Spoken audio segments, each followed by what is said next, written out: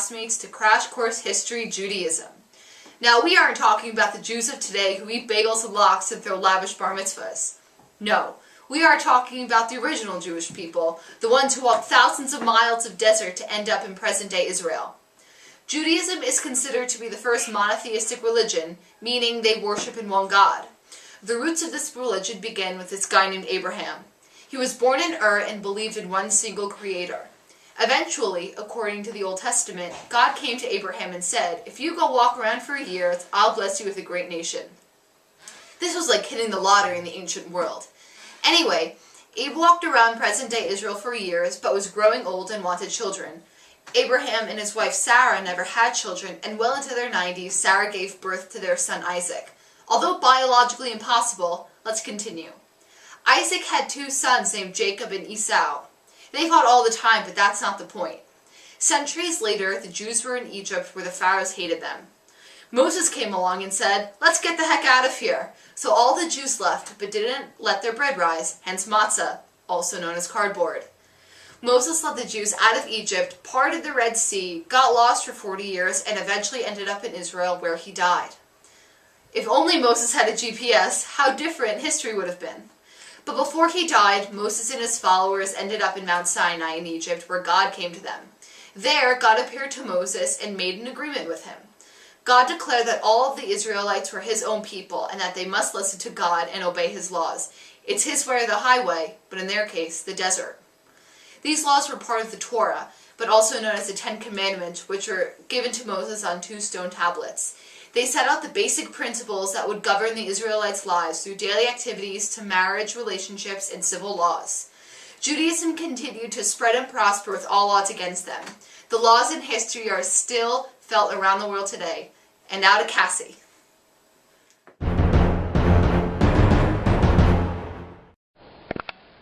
Hi, Cassie. So, as my colleague Alexa mentioned before, Jews believe in one God, commonly known as Yahweh, who reveals himself to human beings.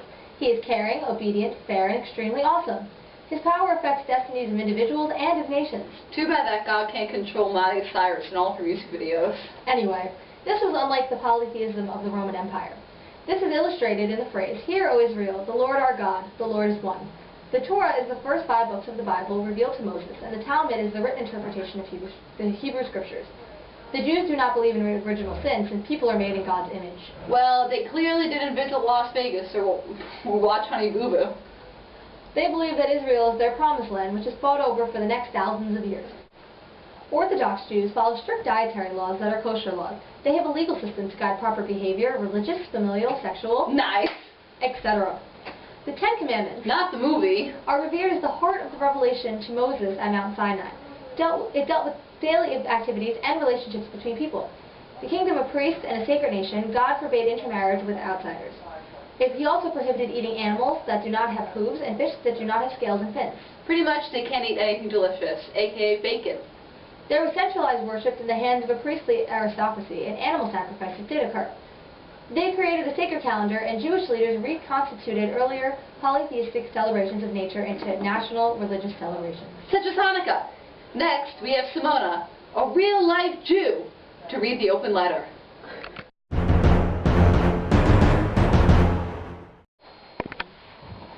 Hello everyone, and welcome to the Open Letter, or as we like to call it, Storytime with Simona, a real Jew. And today we'll be talking about the 10 plagues from the story of Passover. We all heard the story. Jews were slaves in Egypt under the Pharaoh and needed a way to get out. God chose Moses to take the Jews out of there. Moses went to the Pharaoh and was like, "You need to let my people go, or else." That whole "or else" part was going to be the punishment that Egypt was going to get from God, and they did. Those plagues were אלו 10 המכות שהביא הקדוש ברוך הוא על מצרים במצרים ואלו הן. These are the 10 plagues which the most holy, blessed be thee, brought upon the Egyptians in Egypt, and these they are: dam, Blood, tzfaldea, frog, kinim, vermin, arov, a mixture of noxious beasts, dvar, pestilence, shchin, boil, barad, hail, arava, locust, choshech, darkness, and makat bechorot. the slaying of the firstborn. After these 10 punishments, the Pharaoh decided to let the Jews leave. Without the 10 plagues, no one would have been able to walk with their best friends, aka camels, for 40 years, and find what is now a little piece of land that a bunch of people fight over. But they all lived happily ever after. As a side note, I would like to personally thank that Pharaoh for letting my people go. Hoping you enjoy story time with a real Jew.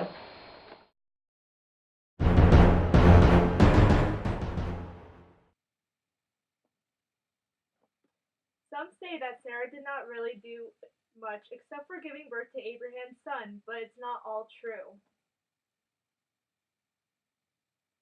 Before giving birth to her son, she and Abraham had a housemaid by the name of Hagar.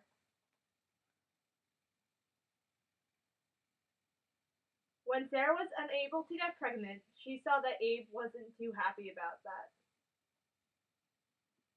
Sarah desperately wanted Abe to have a legacy. She decided to do the unthinkable and told Hagar that she shall give Abe a child.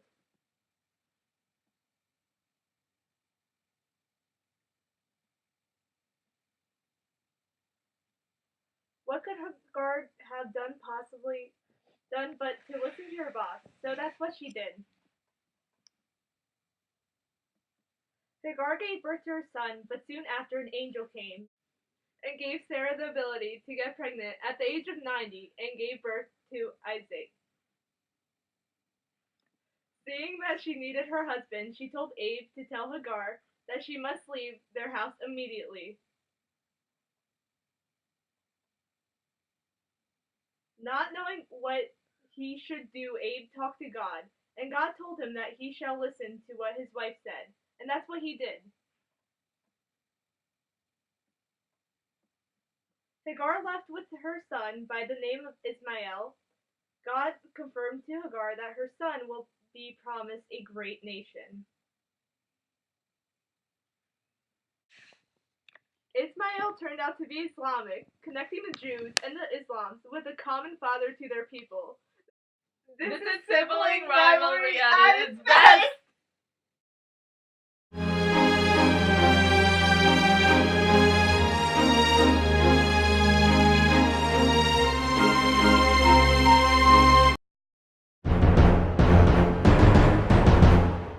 East.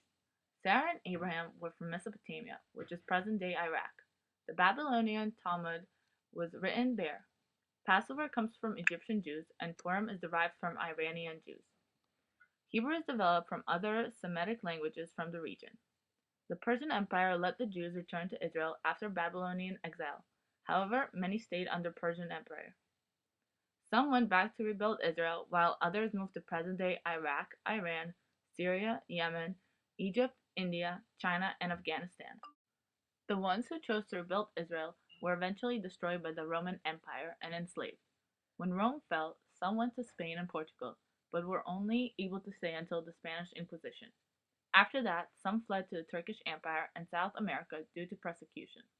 In the early 20th century, many left for Israel, France, and the UK. During the Holocaust from 1939 to 1945, 6 million Jews were killed, taking a serious toll on the world's Jewish population. In 1948, Israel was established as a Jewish state. As of 2012, there were 13.7 million Jews in the world. The largest concentration of Jews are in Israel and Fairlawn, New Jersey. Other countries have smaller Jewish populations, including France, Canada, the United Kingdom, and Russia. The population of Jewish people has increased since 1880, but it is still not one of the biggest in the world.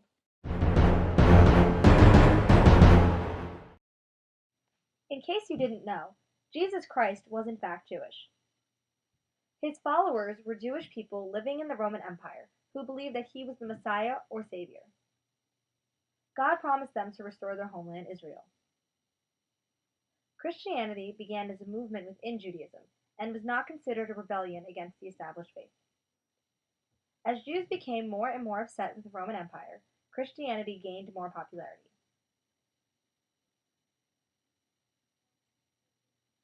However, some Jewish people thought that Jesus' teachings did not focus enough on the traditions. So they helped the Romans execute him.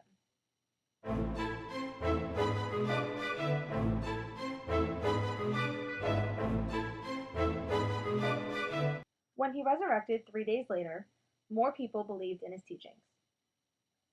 Christianity became a new continuation of Judaism. In Rome, Christians were blamed for problems like famine, disease, and the Real Housewives of New Jersey. They were persecuted for not believing in Roman gods. After seeing the compassion and brotherhood among persecuted Christians, more people joined them. The religion grew and became the dominant faith of Europe.